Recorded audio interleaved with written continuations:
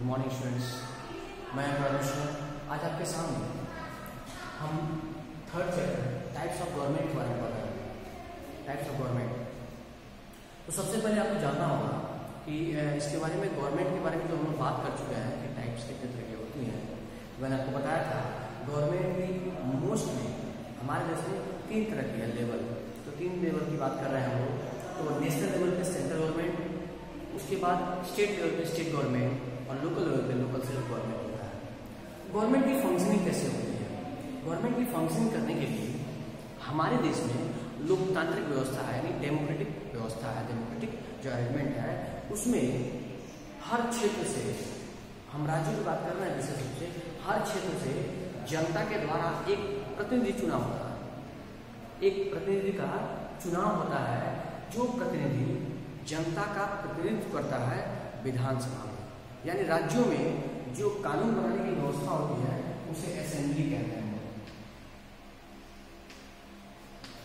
Assembly कहते हैं। अब ये असेंबली विभिन्न संस्थाओं में, राज्यों में उनको लेजिस्लेटिव असेंबली कहते हैं, क्योंकि यह वह जगह होता है राज्यों के हिसाब से जहां पे राज्यों को चलाने के लिए, उसको फंक्शन करने के लिए कानून बनाए जाते हैं, नियम बनाए जाते हैं, नियमों को पारित किया जाता है इस असेंबलीज में। और ये विशेष रूप से सिर्फ इसी वजह से किया जाता है ताकि राज्य को सही तरीके से चलाया जा सके, उसको मॉनिटर किया जा सके और उसकी व्यवस्था को बढ़िया सुचारू रूप से किया जा सके, इसमें कोई समस्या ना हो, कोई दिक्कत ना हो इस वजह से। और खास तौर पे राज्यों के पास जो असेंबलीज होती है, हर राज्य के पास भी 2 बॉडी होती है। जैसे केंद्र सरकार की बात करें तो उसके पास 2 बॉडी है, upper house, lower house. Upper house का मतलब होता है राज्यसभा, लोअर हाउस का अर्थ होता है लोकसभा। ठीक वैसे ही राज्यों में भी अपर हाउस, लोअर हाउस होता है, यानी लेजिस्लेटिव असेंबली और लेजिस्लेटिव काउंसिल। यह हर राज्य में नहीं होता है, मैंने आपको बताया था। हर राज्य में व्यवस्थाएं अलग अलग हैं। केवल कुल 7 राज्यों में ही विधान परिषद है। उसमें आंध्र प्रदेश, कर्नाटका, महाराष्ट्र, जम्मू कश्मीर, बिहार, उत्तर प्रदेश, ये वो राज्य है। तो खास तौर पर बात कर रहे हैं हम लोग, तो हर जगह लेजिस्लेटिव काउंसिल नहीं है, तो उसी असेंबली में ही सारे नियम जहां नहीं वहां पे बन जाते हैं। तो अब इनकी फंक्शन का क्या होता है कि राज्यों की विधानसभाओं में जहां पे कानून बन जाते हैं, राज्य उस पर चर्चा करके, विचार करके कैबिनेट के द्वारा उसको पारित करता है। देश हित में, राज्य हित में, लोक हित में वह होना चाहिए। साथ ही साथ इसको इम्प्लीमेंट कराने के लिए हमारी जो एक्सिक्यूटिव जो बॉडी है, यानी हमारी व्यवस्थापिका है, उसको इम्प्लीमेंट करती है, इम्प्लीमेंटेशन काम करती है। सामान्य रूप से आम जनता के लिए वो कितना हितकारी है, इसका भी पूरा ध्यान रखा जाता है। रिसॉल्व करने के लिए, आम जनमानस की समस्याओं को सॉल्व करने के लिए, उनके बीच के डिस्प्यूट को सही करने के लिए ही हमारी सरकार का चुनाव किया जाता है। सरकार बनी होती है आम जनमानस की हर वो समस्या को सुलझाने के लिए जो उनके जीवन में चल रही है। ये डिस्प्यूट जो होते हैं वो किसी भी रूप में देश के हित में नहीं होते हैं। इसी वजह से गवर्नमेंट की फंक्शन इस पर निर्भर करती है कि किसी भी तरीके से लॉ एंड ऑर्डर हमारे देश का खराब नहीं होना चाहिए। अब बात करेंगे हम लोग टाइप्स ऑफ गवर्नमेंट की, जो सबसे ज्यादा इंपॉर्टेंट है इस टॉपिक के हिसाब से।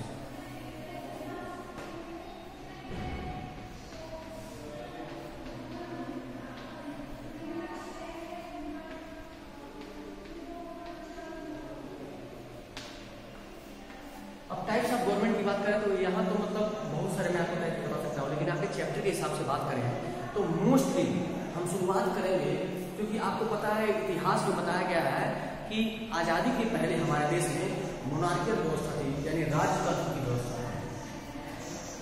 यानी हमारा देश जब आजाद नहीं था तो हमारे देश में राजतंत्र या मोनार्की की व्यवस्था थी। राजतंत्र का समझिए हम लोग, जहां पे राजाओं की व्यवस्था थी, जहां पे राजा देश का राज करते थे। राजाओं का चुनाव कभी नहीं होता था, क्योंकि राजा के उत्तराधिकारी अपने आप राजा ही बन जाते थे। उसका चुनाव बिल्कुल जनता के द्वारा नहीं होता था। लोकतंत्र होता क्यों है, या लोकतंत्र की व्यवस्था क्यों अच्छी है? क्योंकि इसमें पब्लिक चुनती है अपने राजाओं को, पब्लिक चुनती है अपने सरकार को। और यहाँ सरकार राजतंत्र में ऑटोमेटिक राजा का पुत्र राजा हो जाता था।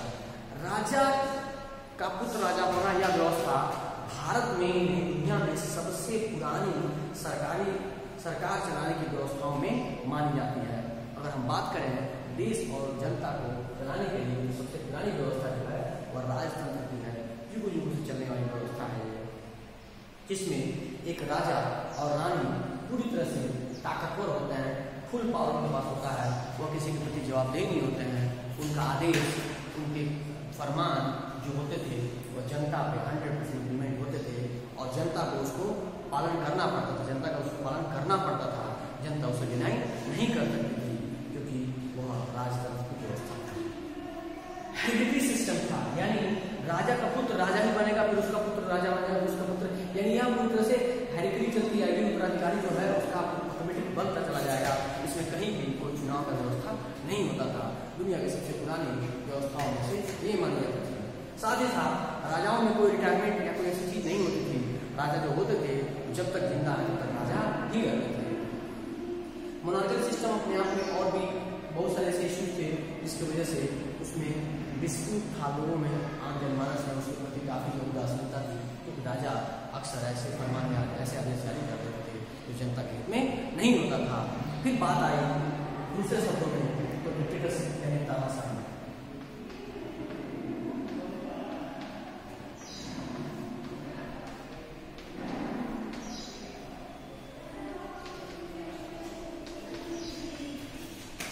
डिक्टेटरशिप की बात करें तो आपको एक एग्जांपल दूंगा, आप उसे समझ जाएंगे। आपने एडोल्फ हिटलर का नाम सुना होगा, हिटलर जिसको कहते थे हिटलर शाही नहीं चलेगी। हिटलर जो था एक तानाशाह था, और आज के वर्तमान प्रदेश में परिवेश बात करें तो नॉर्थ कोरिया का जो तानाशाह है किम जोंग यून, वो भी काफी इसी तरीके का तानाशाह है। तानाशाही जो होती है वो अपने आप में बिल्कुल अलग तरीके की होती है। उसमें क्या होता है, वो किसी के द्वारा कोई जवाबदेही उसकी नहीं होती है, कोई क्वेश्चन नहीं होती है, उसका जवाबदेही केवल स्वयं के लिए होता है। वो जो कहता है, जो बोलता है, उसके आदेश को देश और जनता को मानना ही पड़ता है। सिंगल डिसीजन बॉडी होती है, सारी ताकत सारी सत्ता उसके पास होती है, पूरा इंडिविजुअल पावर यानी एब्सोल्यूट पावर उसके पास होता है कुछ भी कर देने का, और सारे आदेश उसके फरमानों को सबको मानना पड़ता है। तानाशाही के रूप में यह अपने आप में सबसे, सरकार के सिस्टम में सबसे बुरा जो सिस्टम बनाता है वो यही होता है, क्योंकि एब्सोल्यूट पावर किसी एक व्यक्ति के हाथ में होगा तो अपने आप में बहुत क्रूर होगा, और तानाशाह अपने आप में क्रूर ही होते हैं। अब दूसरे शब्दों में बात करें तो अब बात आती है सबसे आसान तरीके से गवर्नमेंट चलाने के सिस्टम में बात करें तो unitary form of government. Unitary form of government क्या होता है, इसमें पूरे देश की एक सरकार होती है, पूरे देश को चलाने के लिए एक सिंगल सरकार होती है, एक गवर्नमेंट होती है होल कंट्री के लिए। जैसे चाइना में है और ग्रेट ब्रिटेन में है, पूरे देश के लिए बस एक ही आदमी है जो पूरे देश को चलाएगा। चाइना में भी एक ही सिस्टम है, ब्रिटेन में भी एक सिस्टम है पूरे देश के लिए। और वहीं ठीक opposite federal form of government, यानी देश में एक सरकार तो है केंद्र सरकार, लेकिन सभी राज्यों की अपनी अपनी सरकार है जिनकी पावर बटी हुई है, और वे राज्य अपने हिसाब से जनता के वेलफेयर में अच्छे तरीके से काम करते हैं। वे जवाबदेही होते हैं, उनको बदलने का, उनको चुनाव करने का उनको अधिकार होता है। ये अपने आप में फेडरल सिस्टम ऑफ गवर्नमेंट है जो भारत में है और अमेरिका में है। और सबसे महत्वपूर्ण जो गवर्नमेंट की व्यवस्था है उसमें आप बात करते हैं वो है लोकतंत्र की व्यवस्था, यानी डेमोक्रेसी।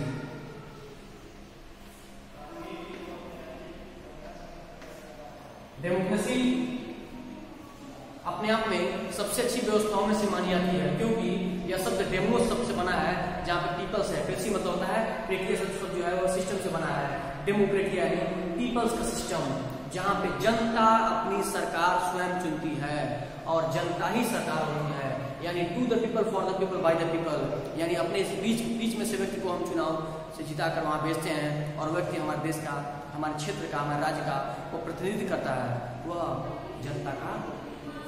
जनता की सरकार होती है, वही लोकतंत्र होता है जहाँ पे हम जवाब सवाल कर सकते हैं, हम सरकार को बदल सकते हैं, हम उसका चुनाव कर सकते हैं।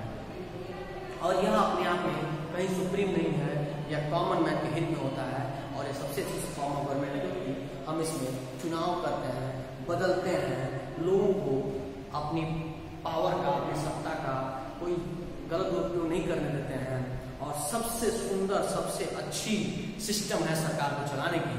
यह सबसे आराम से चूज की जा सकती है, इसमें बदलाव किया सकता है।